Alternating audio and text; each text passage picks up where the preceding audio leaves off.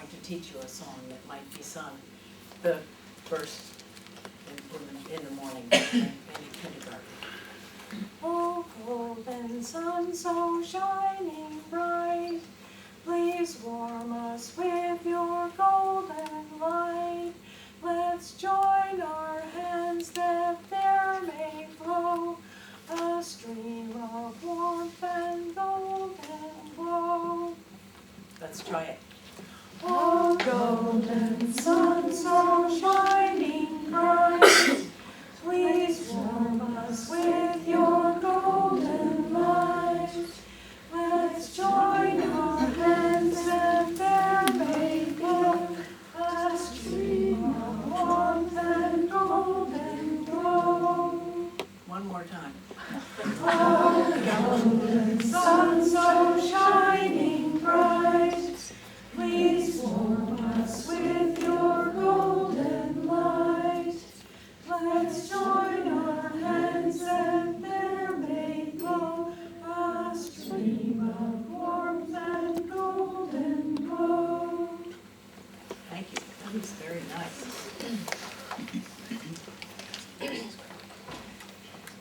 You'll be getting handouts for most of the songs that we sing and the games that we play. Rudolf Steiner said, "Receive the children in reverence, educate them in love, and send them forth in freedom." And each one of these qualities flows very naturally from the previous one. But making use of them and making them flow, as Steiner said, requires art and creativity on the part of parents and teachers. And I think Steiner was referring to this statement when he indicated the three stages of development that children go through in their first 21 years. Now we continue to have 7-year cycles of development throughout our lives. And if you look back at your life, you'll probably find, as I did, I discovered all of this pretty late in life, that your life does fall pretty well into 7-year cycles. And modern science shows that all of our cells regenerate every 7 years, except for a few of the hard ones like our teeth. But we're a new person every 7 years. And so, of course, for the child, it's very important, and that's where our focus is today. Now, Steiner had many different ways of viewing the human being, depending on what his focus was for that particular thing. But for the purpose of understanding the child, the threefold human being is probably the best model to follow. Now we have a physical body.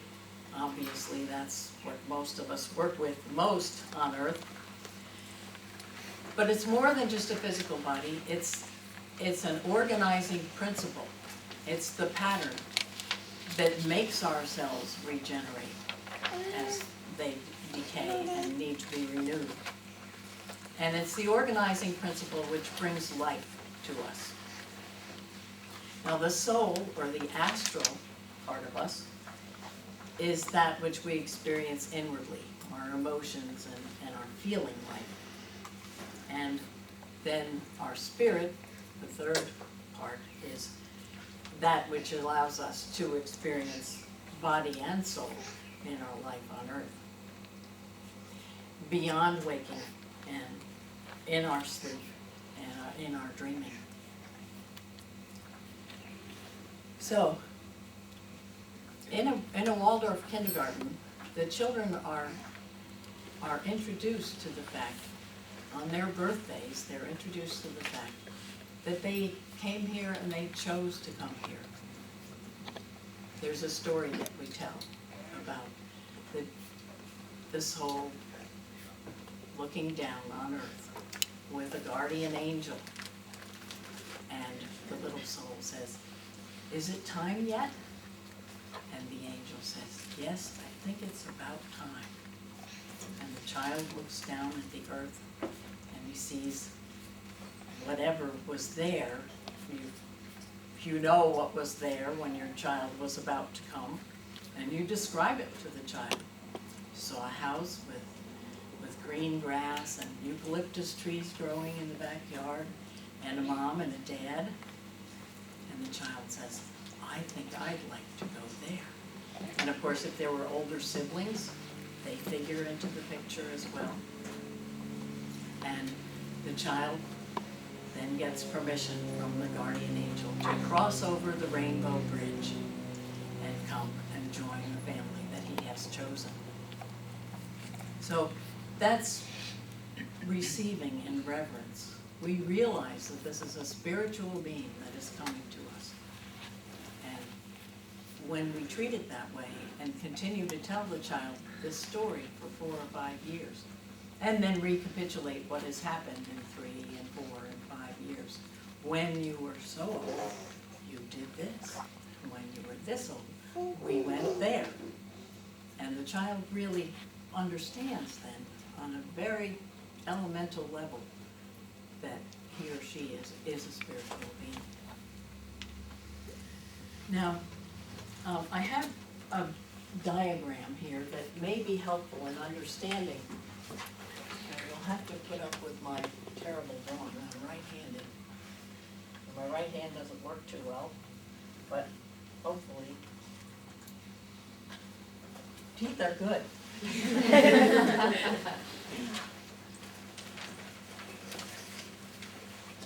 So if you look at the child along the line from birth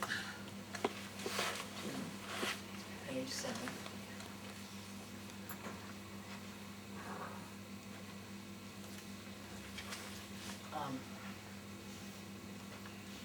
there's growth occurring. Can you all see this? Mm-hmm. Okay. The head is the biggest organ in the child's body. Now, there are a couple of changeover periods that occur. One somewhere around 2 to 3. And another one about 4 to 5.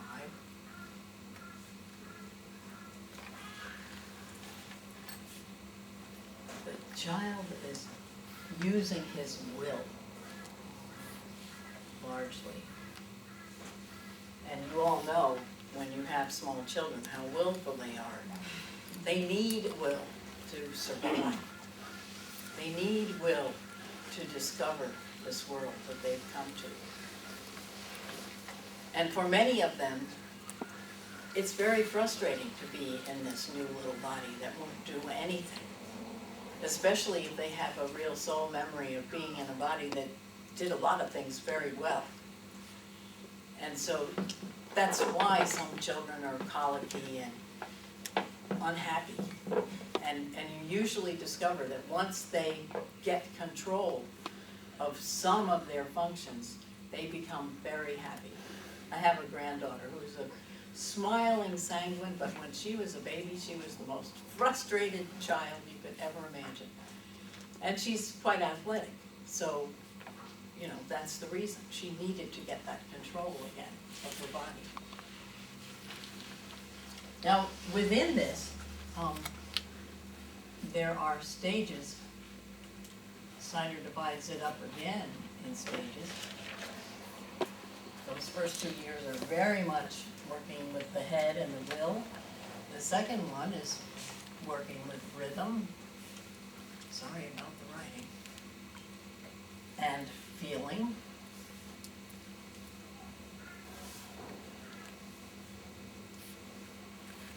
And you'll notice usually that somewhere in here the child says I for the first time. And that, he's the only person that can say that about himself. And it shows that he begins to see himself a little bit separate. But all in all, for this whole period of time, the child sees himself as a part of the world. He doesn't see himself as separate. And that I that comes around 2 or 3 years old is an indication that he's starting to see it, but he's still sees himself as part of the whole. And he regards everything as good.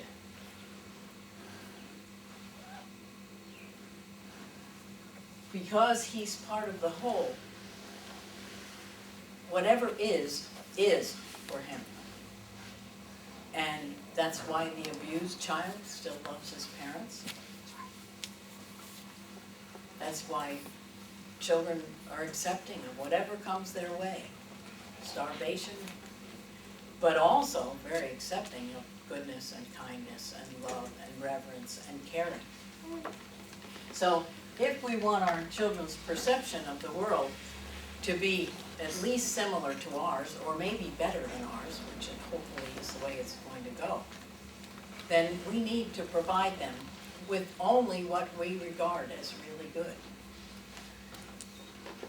And so we have to give them something to imitate.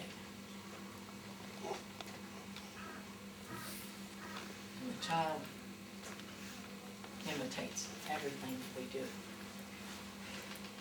And I find my 30 and 40-year-old children coming out with things that they heard me say. And their facial motions. I met somebody at a camp last summer who I had heard of. And I happened to sit next to him at dinner. And he kept looking at me sideways. And finally he said, "You must be a Dewey, I can tell by your smile." And it turned out he was a friend of Tom's and didn't have any idea that I was even there or related to Tom. So you can see how these imitations and facial movements and everything you do are a pattern for your children. They imitate everything. And they'll imitate their caregivers and everybody around them and their siblings and the television and everything. So that's why you want what you present to be good and worth imitating. So the child is also learning speech, imitation, social, relationships,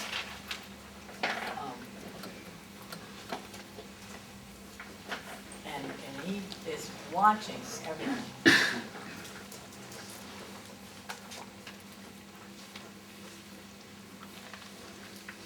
Watching, listening, and hearing everything, and imitating.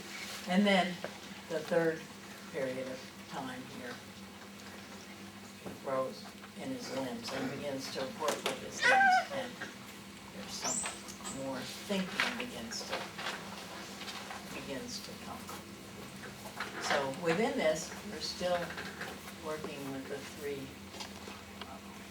aspects, the physical, and the emotional and the spiritual.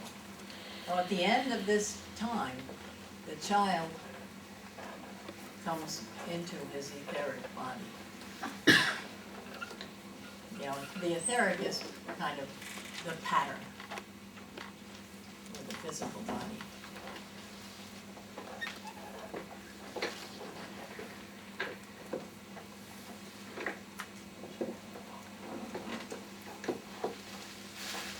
So all this time, when we've been working with our children, if we present them with too much in the way, or really much of any academic type learning, it takes away from the memory forces that are building up this etheric pattern for their physical body.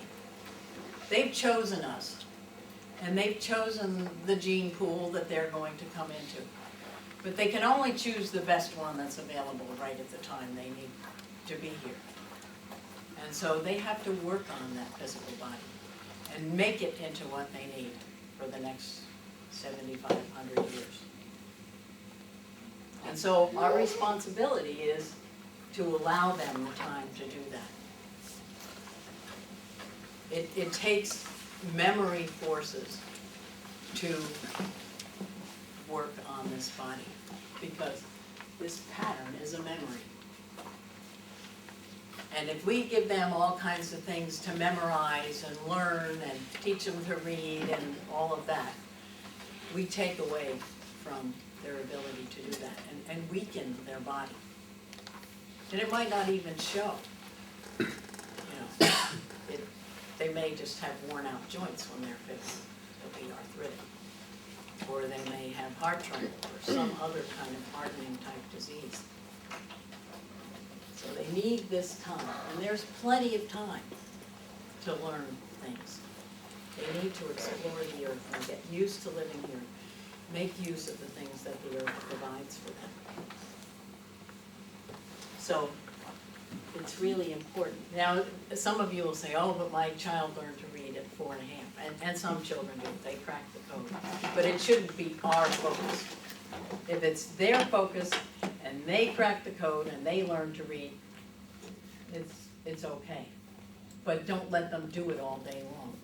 Make sure that they're still outside and playing with things and working on their physical body to make it what they need. Now, I want to talk a little bit about what we do in the way of an environment during the first 7 years. To be an artful parent during these first 7 years, we need reverence. As I said before, reverence and respect for the child as a spiritual being. And a person who's actively working on making their etheric and their physical body ready for that individual destiny. So this is done by providing the children with a serene environment filled with natural materials, boards, logs, sticks, stuffed things made out of natural materials, wool and cotton, cloths, you can see all these lovely cloths around, stories, activities, songs, puppet shows, things to imitate, cooking, handwork, all of the work that goes on in a home. Now, it's a little bit harder for modern people to do some of these things because we have machines to do a lot of our work. And it's taken away from a lot of the archetypal motions that we had in the past. Most of us don't have animals that we have to take care of. So we have to set up our home to be a little bit more old-fashioned than maybe we want to artificially. We have to consciously be aware of what it is we have to do, the chores that we have to do in order to live. And I've noticed in Australia, many more of you hang your clothes out on the line than we do in America. And they have the weather to do it too. I can remember my mother bringing in freeze-dried diapers off the line month after month in the wintertime in New Jersey. So, but she did it, and I observed it, and it's a really important part of my own childhood. Having a garden, harvesting the garden, canning the food. You know, even if you only do it in very small quantities, make some jelly or, you know, making bread, things like that. Wonderful, wonderful experiences for children. So they need this time to create meaningful life out of what the earth provides for us as human beings. They discover the physical world by using their imaginations. And at this time, it's not the function of the teacher to require clear, logical thinking of the child, because they're still a spiritual being. Logical thinking is only really necessary for people who are responsible for a family on the earth, and the child isn't. So what we have to do is be logical and give them a logical model to follow, but not expect logic out of them. They need to witness clear, logical thinking. And Elizabeth Brunelius, who was one of the first early childhood teachers, said, a child remaining within his own often still dreamlike world gains security and poise. And I've seen it so often. The attachment parented child, who all the neighbors ridicule because he's too attached to his mom, and he's such a baby. When he gets to be 7 years old, he just booms and takes on the world in a very caring, responsible way, because that's what he's been given his first 7 years. He's really had a childhood. And it's a gift that not many children in our day have anymore.